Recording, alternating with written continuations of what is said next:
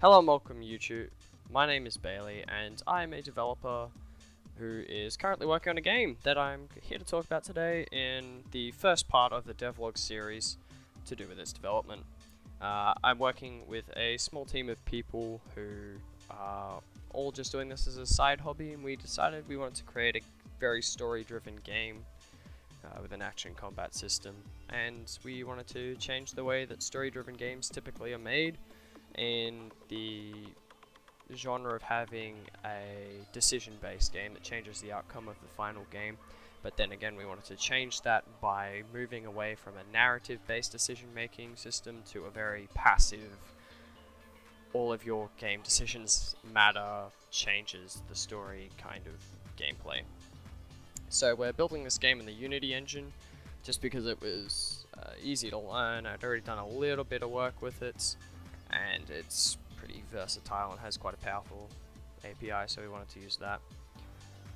So basically, in the past month, which has been how long it's been roughly since we started this, we've gotten a reasonable amount done. There's still a lot of things that are left to be completed when it comes to basic and core systems of the game, but that's ultimately because myself and the other developers all have jobs in uni and we just can't afford to put massive amounts of time into this game. We all still have our own social lives, and therefore it has been pushed aside at times, and we are just working on this as a bit of a side project for now.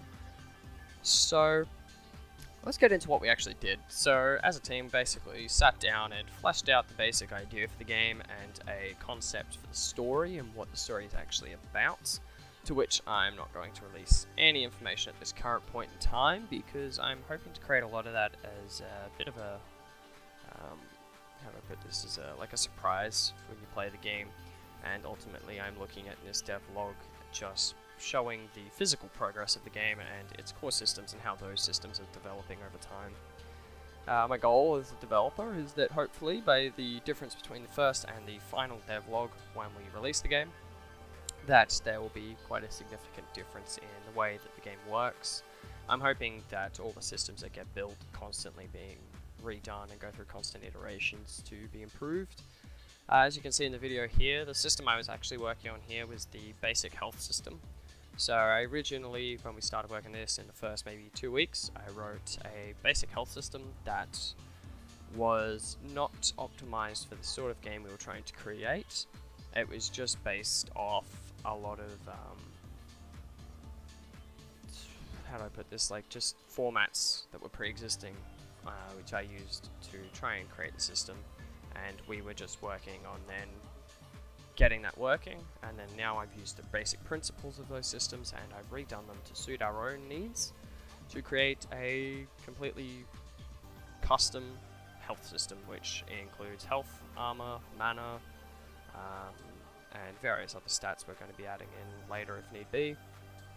And basically I just spent good maybe 2 hours, I think this took, to write up the whole script in total, and then spent the better part of about a week breaking the system as much as possible and fixing it repeatedly, going through constant iterations of fixing the bugs that we had. We had a big bug where if you died, your health would continually drain until an enemy locked onto you again. That was a bit of an annoying bug, but we seem to have fixed that. And then we just also had a lot of other bugs with the UI and it not interacting properly, or just the bars not working the way they were supposed to, but we finally got that done. After we finished that system, I decided that I wanted to change the way the combat system was going to work. Originally we were just going to design this purely as a melee-based game, with maybe a couple of little elements in it for range, but we ended up deciding to go with a bit of a class-based system that changes the way you play the game based on your choice of skill trees. So obviously our intention is actually to have the player be able to choose from all 3 skill trees at any one point in time, so you can mix and match these skill trees as you please. And I basically just spent a bit of time here fleshing out some really basic ideas for just how the system would work and what each line would possibly do in terms of being able to be used. So we designed a melee-based system, which was a very big emphasis on gap closing, sticking close to your enemy and slowing them down by staggering them with big blows and knocking them over and all those kinds of things. Then we had the mage-based system, which was essentially the idea of it to create a typical magic system where you're firing various abilities following a bit of an elemental theme. And these abilities each have unique interactions between each other, so a lot of them are to do with slowing or doing AoE damage, typically. The idea behind the mage is that it's people who are trying to play perhaps a more glass cannon style build. And then we created, obviously, the hybrid. We were going to create a specific tree for hybrid, but instead I think we ended up deciding to can that and just have the 2 trees, and have hybrid more as a player choice between them. The other thing we ended up conceptualizing for the melee system was a bleed-based system. So obviously, with a melee unit, you're not always going to be able to keep on top of them, so a lot of their damage is also going to come from damage over time as your enemy gets away, and that's just the system we're working with at the moment. However, obviously, that's open to any change and suggestion, and we will rework that as necessary. This week we also had our Asunder Zona, was just playing around with a few ideas. She was just working on some, how do I put this, like really just powerful music and sounds that we could equip to it, and I basically gave her the playlist for Ori and the Blind Forest as a reference and just said, this is an amazing sound, try and do something as good as this. And obviously that's a massive thing to try and achieve, but that was ultimately what I gave her as the standard to say, yeah, give this a go.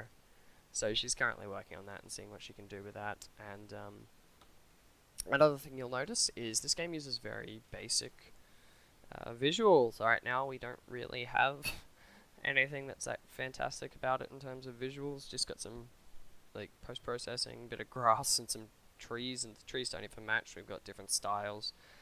For now, we're not actually focusing on the art style of the game. Myself, sound designer, and the story writer are all practicing the modeling in Blender to try and get a good handle on how to actually go about modeling, and we're going to split the load of modeling all the characters and the environment ourselves between each other, so that way we're trying to create as much of the game as possible. And it's just going to take some time to learn that, but we're learning that on the side as we do our main tasks as well.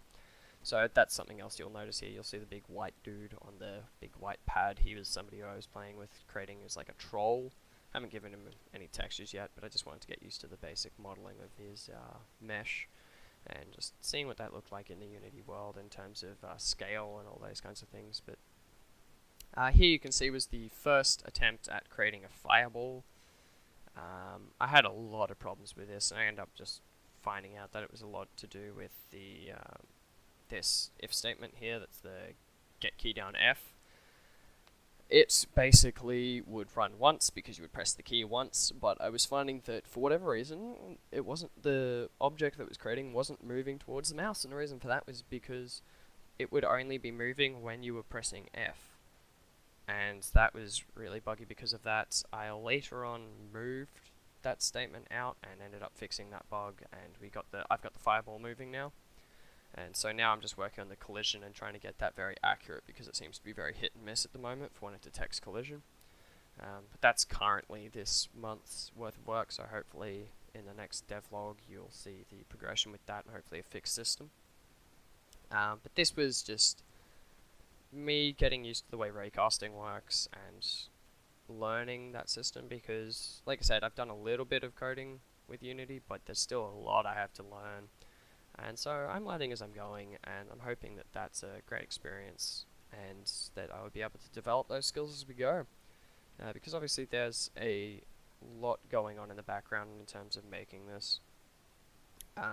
So yeah, that was just a very big attempt. That was the better space of an entire day of coding right there. I just cut out I went a lot of circles, and so I cut that out because I spent quite a bit of time just going through that same piece of code. And like I spent a lot of time here trying to fix the I enumerator, which is part of doing a coroutine. I had problems with that, and I realized I set it up wrong, and it just was not working for most of it, and I just went in circles trying to fix it, and ended up stopping and coming back and then fixing it. So, and as you can see there, that was the melee system that we've developed. That one was an extremely simple system. Took me like 5 minutes because all we had to do was just pick up the collision between that sword and the enemy. So we do have to flesh that out in terms of its interactivity because it's fun, but it's also really boring right now, and just got to work on that. So then basically I had my younger brother sit down, which is what you're watching now, and I literally just had him go through the game and play it for probably like 2 hours. And he just sat there and I recorded a small section of him playing just for the purpose of putting this in here, but it's really great to watch, and he managed to break the game quite a few times, and I've later on gone back and fixed those bugs as we've gone, but I'm hoping he will be able to break the game enough that we'll be able to find all the bugs. So I'm just going to leave you sitting here listening to the end of this. I hope that you guys are willing to support the game and come back later and just view our progress as we go through this game, and perhaps even considering supporting us financially to help justify decisions, though I'm not really expecting anything in that terms. We are doing this for fun for the most part. But yeah, I'm hoping you guys find some interest in this game and enjoy playing it when we're finished, because we're ultimately making this to be a fun game. And yeah, thanks for watching, and I'll see you next week.